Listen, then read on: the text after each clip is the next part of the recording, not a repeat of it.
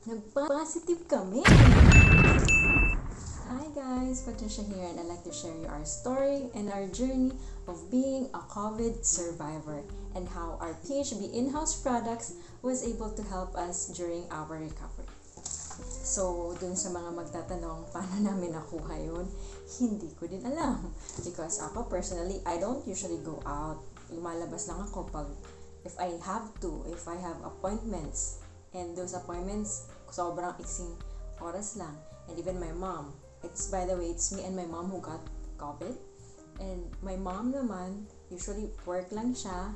And then, hinahatid siya with via private car. And then, umuwi. Yun lang ang usual life niya. So, if you ask us, paano namin nakuha, hindi na namin alam. And we do the typical disinfections, we do the typical yung social distancing. Siguro dun lang sa part na sa mask, especially sa iba na yung mask po, ilalagay dapat sa tatakpan dapat yung bunganga, and yung nose. Hindi lang yung bunganga. And even the shield dapat po nakalagay po talaga sa harap. Hindi po So baka pwedeng ganun sa side. I'm looking at those angles kung paano namin nakuha. But nonetheless, yun eh. We got it. We got COVID. We are one of those people na kasama dun sa roster na nagkaroon nga ng COVID. And thankfully, we were able to kumbaga, nalampasan namin yung ganong agony namin. Our story, nagsimula noon, January 19, ako personally, I was a bit feverish. Feverish, ibig sabihin yung parang, yung alam mo nang lalagnatin ka, or papunta na dun sa lagnat, pero hindi pa. So, naturally, I've been using the PHP in-house products for quite some time already. Ang usual kong ginagawa niyan, magla-liner ako dun sa mask ko, ini-inhale ko yan, yung liner. Parang ganito, yung mask. After that, I also drink quantum vitamin C para mas lumakas yung resistensya. As in mega dose na ako niyan, tas water through a flask. Sobrang nag-water lang. Mahilig na ako ng water. Mas grabe pa ako nag-water therapy. I ate fruit. And of course, yung I always wear quantum pendant. Yan. Hindi pwedeng mawala to sa akin. So, yun. For my case, yun ang nangyari. Sa mom ko naman, nung gabi, nung same day kami, pero kumbaga siya, nung gabi niya naramdaman. So, by the way, with COVID kasi, nararamdaman mo yung signs and symptoms mga 3 to 5 days of exposure. So, hindi siya today. Kung na-expose ka today, ngayon mararamdaman, hindi. Usually, it's 3 to 5 days. So, kumbaga, hindi na talaga namin alam kung paano namin nakuha yun. And then, yung usual kasi, kaya ako nagme-megadose, kaya ganun ako mag-take talaga. Because usually, nagiging okay ako niyan. And true enough, after 2 days, so 19, 20, 21, okay na. I mean, wala na akong nararamdaman. Even my mom, wala din siya nararamdaman na nun. And then, after mga 2 days, parang naramdaman ko, wala na akong maamoy. Yung tipong kahit umutot ka sa harap ko. Yung tipong pabango nilalagay ko na sa ilong ko. Meron pa nga time nun na nagluluto ako, hindi ko alam na nasusunog na because wala akong maamoy. I mean nagluluto ako tapos iniiwan ko ng sometime, tapos may ginagawa ako, I forgot about it. And then nung binalikan ko, susunog na siya. Pero hindi ko siya naramdaman na nasusunog na dahil wala talaga akong pang-amoy. So, doon ko na-realize, oh my gosh, we really have COVID already. Hindi ko lang sinasabi sa mom ko that time kasi ayokong mag-freak out siya. So, doon pa lang, signs and symptoms wise, clinical eye, kumbaga, alam kong we're already positive. Ang nakaka-challenge lang with COVID is traitor na sakit si COVID. Because, I thought I was okay, but with my mom, nung naging okay siya, after mga 2 days, sa kanya naman, humina siya ulit. As in like, parang, yung tipong hindi siya nasa bed lang siya, sobrang weak niya. sobrang weak, sobrang hinang-hina siya. That's her presentation. Wala kaming sipon, wala kaming ubo. She was just really weak. And then, after nun, kung ako, wala na akong maamoy, siya, very weak siya. And then, napapansin ko din nun na pag matagalang usapan, hinihingal na ako. So, ganun pala yun.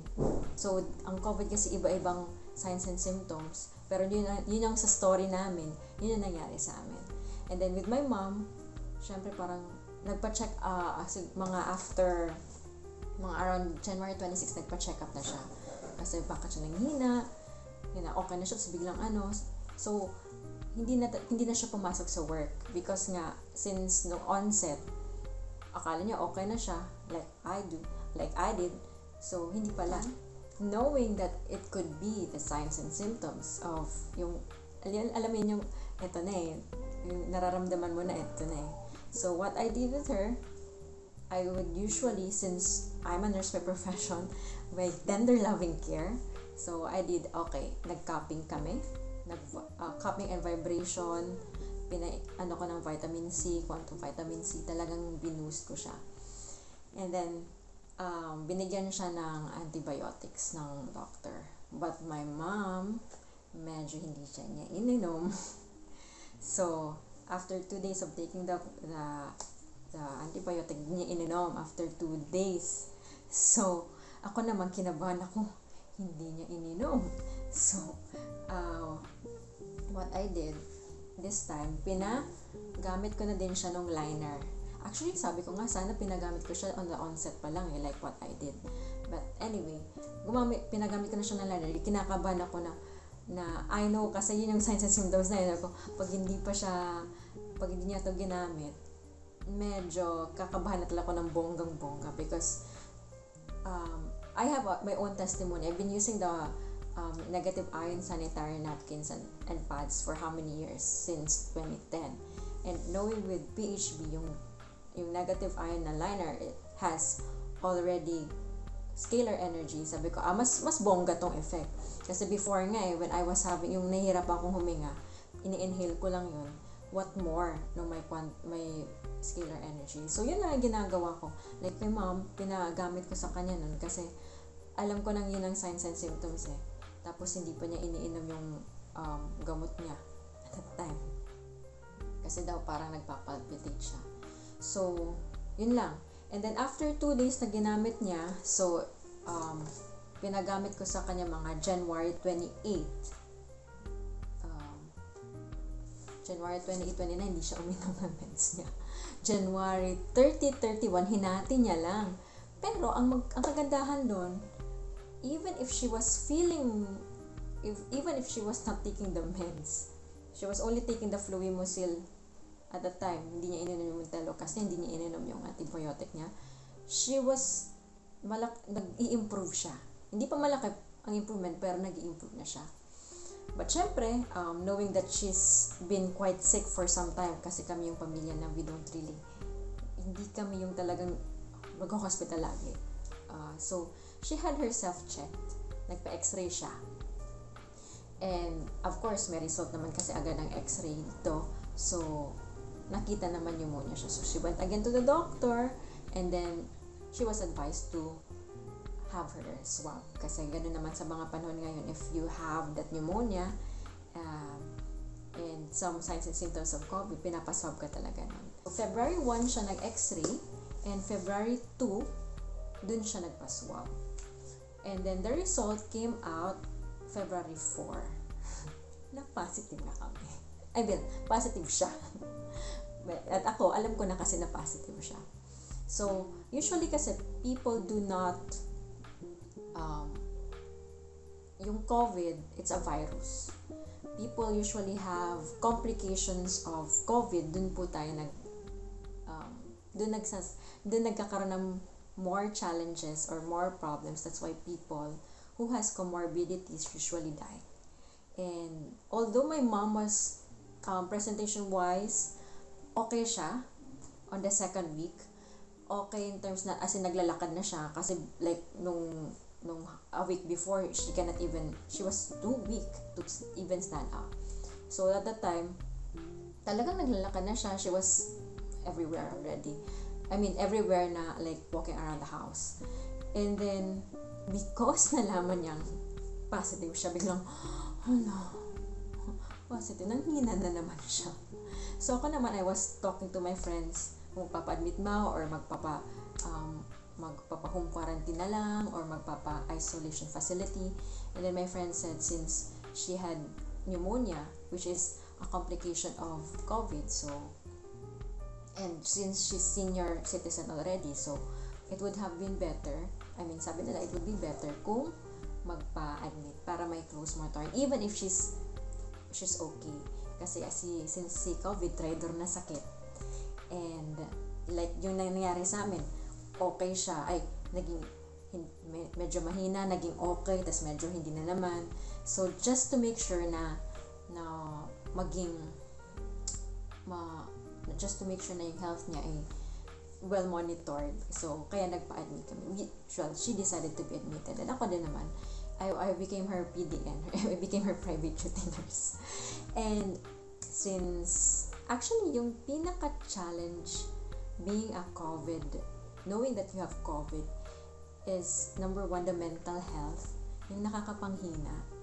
Ako personally, hindi ako masyadong hina kasi accepted ko na. First sign pa lang na wala akong maamoy, alam ko ng COVID. But my mom, of course, she took it differently. And tapos may pneumonia siya and she's senior. So it's a bit more challenging with her as well. Medyo mas kailangan siyang bantayan.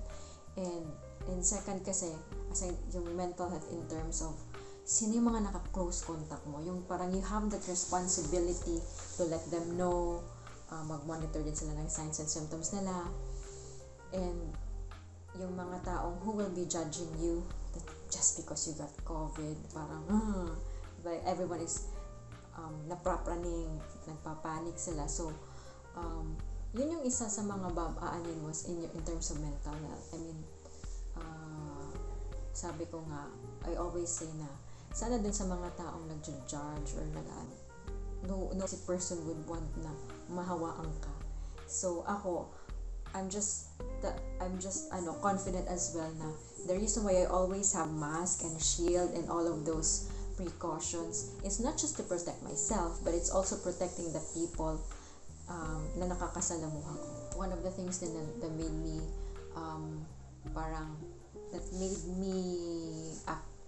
decide to really get her admitted since may comorbidity siya. Yes, COVID can be mild, especially if you're well, meaning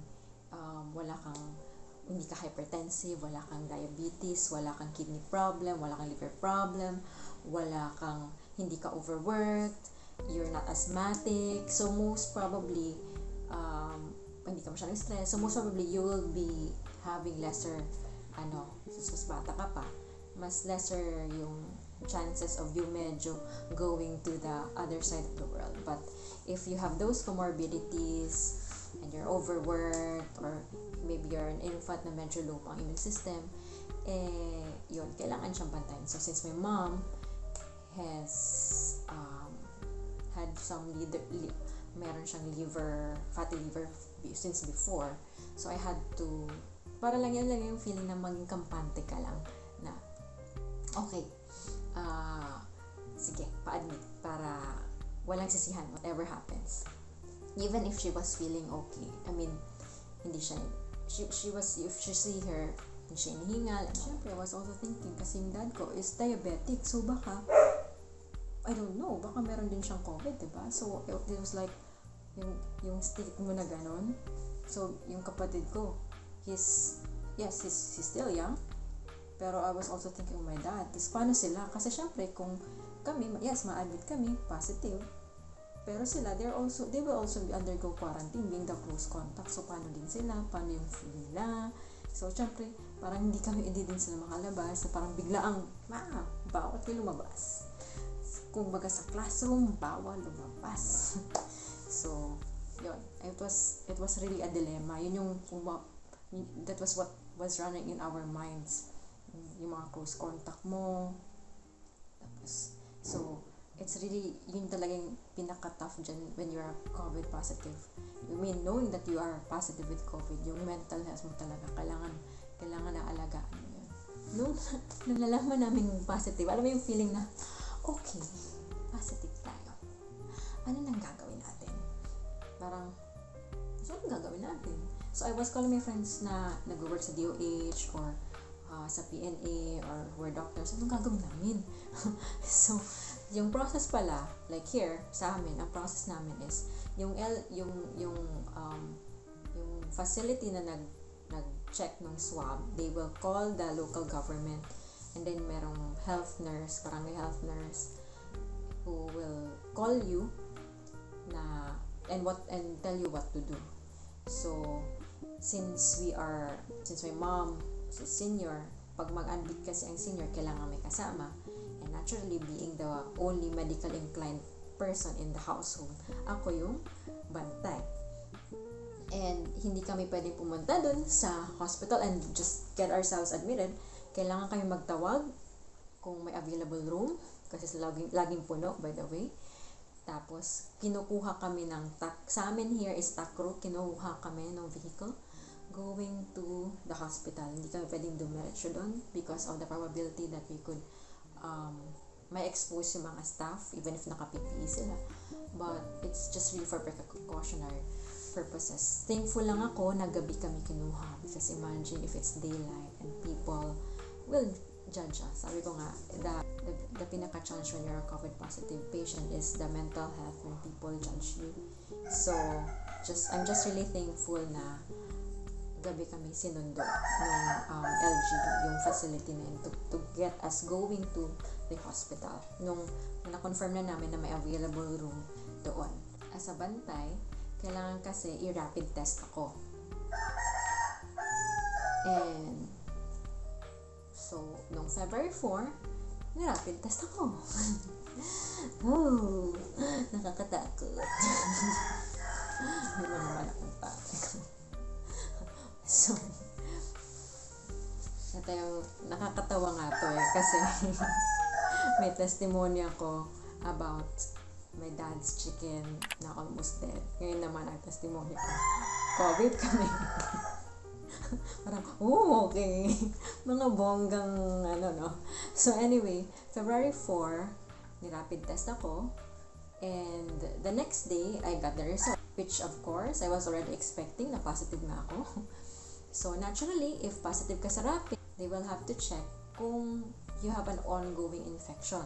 So, on that same day, February 5 in the morning, swab test ako. So, kami naman with my mom, ano bang ginagawa namin? Same. Nag-quantum vitamin C, nag-liner, nag-misting, yung hydrogen mist. So, yun yung usual namin. Nakapended pa rin kami. So, yun yung usual namin ginagawa. So, no, February 5, after ko ma-swab, the next day, yung result ko. So, what happened? Of course, positive. Matik. I was expecting it as well. So, wala naman ko ibang ginawa. Knowing that you're positive, I'm just so grateful with my friends. Very important may support system ka who kept me sane all throughout, who weren't judging me. Alam mo, sa totoo lang, sabi ko nga, hindi ko alam kung matutuwa kung positive ako or hindi. Kasi, it allowed me right now to speak in front of you, to share to you our story, yung tipong anong ginawa namin, and like what products I've been using most specifically ako kasi hindi naman ako nag-admitted. So parang, it's time to test the products, our in-house products. So yun ang ginawa ko. Talagang tinest ko ng bonggang-bongga. Talagang nag-add pa nga ako ng yung kumbaga sa liner. Nag-change kami. Everyday nag-change ng liner. Like my mom, pwede twice a day. Nagmi-misting kami, yung hydrogen mist. And then, yung vitamin C, kung todo vitamin C.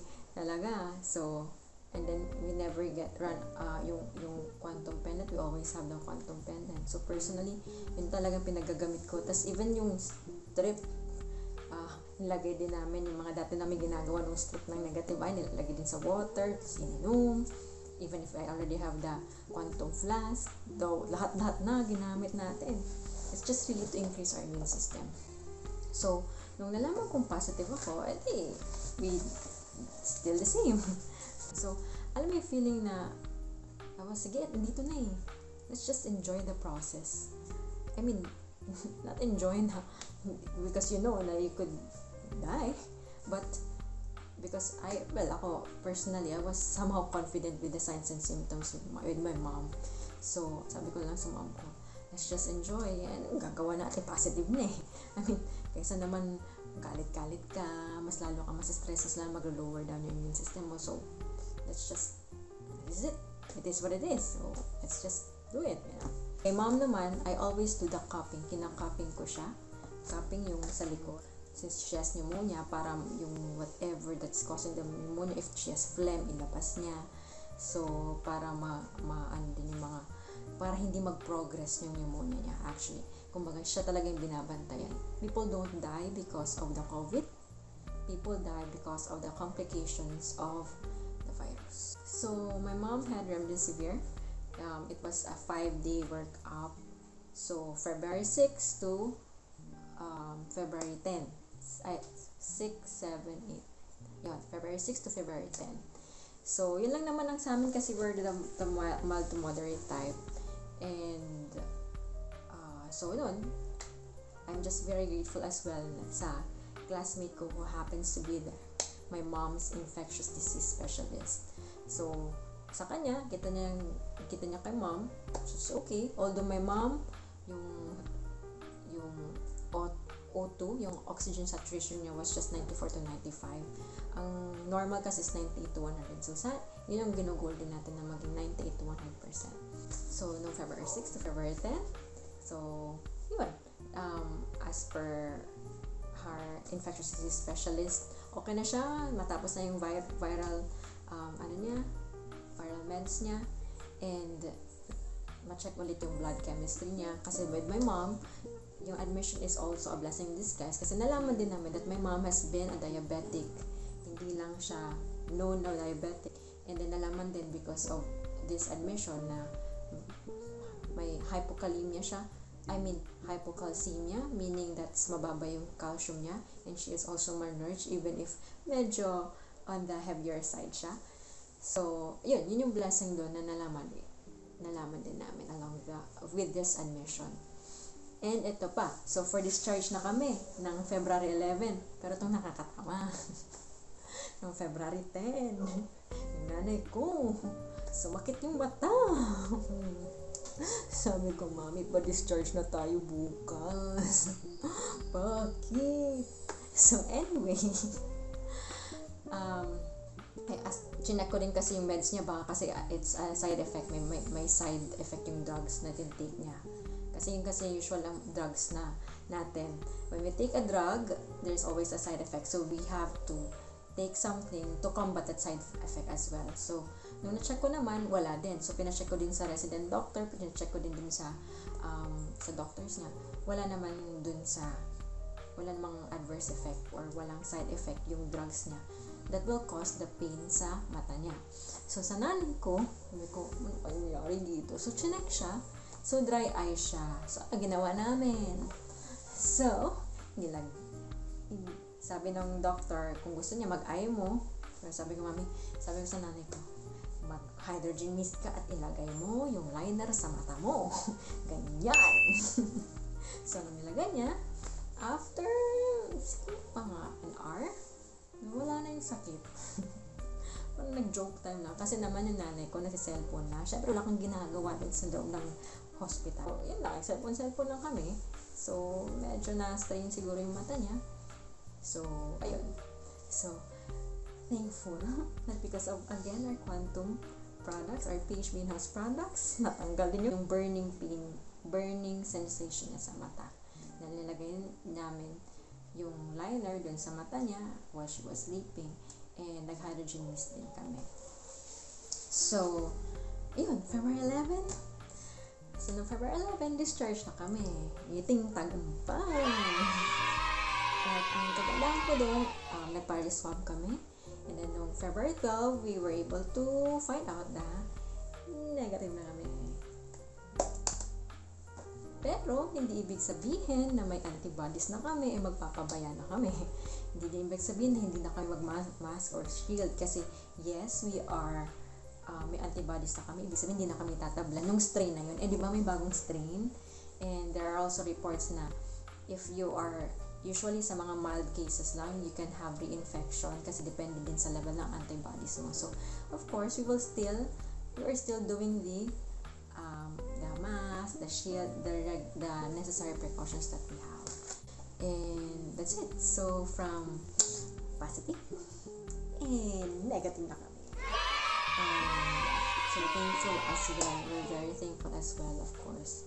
Not other than our Creator, si Lord naman talaga ang malakas na we were able to survive this ordeal as a family.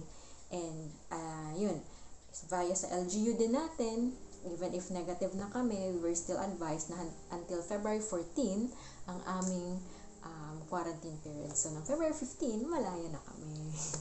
So, that's it guys. I hope na through this testimony, you'll be blessed na kaya natin to. As long as we really take good care of ourselves, and not just ourselves, and of course, the people around us. So, thank you guys for watching, and I'll see you